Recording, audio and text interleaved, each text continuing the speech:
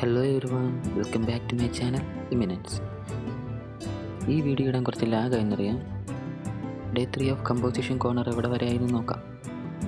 ഈ മൂന്നാമത്തെ ദിവസം നമ്മുടെ സോങ് കംപ്ലീറ്റ് ആയി കേട്ടോ. ഞാനൊരു തബല ലൂപ്പ് ആഡ് ചെയ്തായിരുന്നു.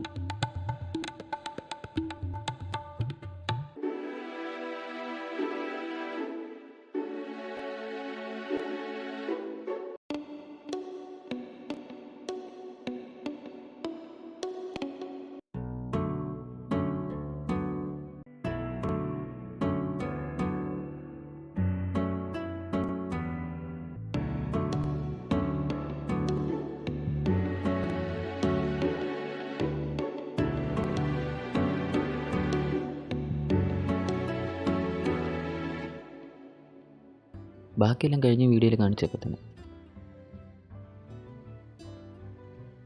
സാധാ എല്ലാ മ്യൂസിക് പ്രൊഡക്ഷൻ വീഡിയോസിലും പറയുന്നത് തന്നെ ഓരോ 4 ബാർ കഴിഞ്ഞു അടുത്ത 4 ബാർ എന്തെങ്കിലും വ്യത്യാസം ഉണ്ടായിരിക്കണം.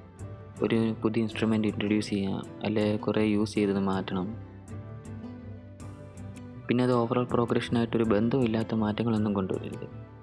കുറച്ചൊക്കെ ഡിഫ്ലക്റ്റ് ആയാലും സാമാന്യം നല്ല ചേഞ്ചസ് ഒക്കെ ആവാം. ഇപ്പോൾ ഈ BGM കേട്ടാൽ എന്തായാലും കുറച്ച് റിപ്പീറ്റേഷനൊക്കെ ഫീൽ ചെയ്യും. അതെങ്ങനെ മാറ്റേണ്ടതെന്ന് പറയാം.